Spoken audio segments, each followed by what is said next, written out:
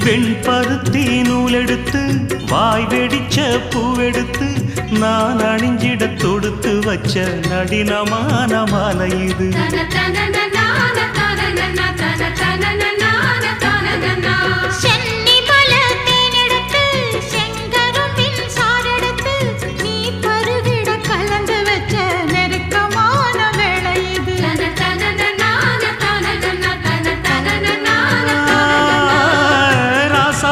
உடம்பிருக்கும் ரவிக்க துணி நானாக அன்னாடம் சூடி கொள்ள ஆசை வச்சாகாதா.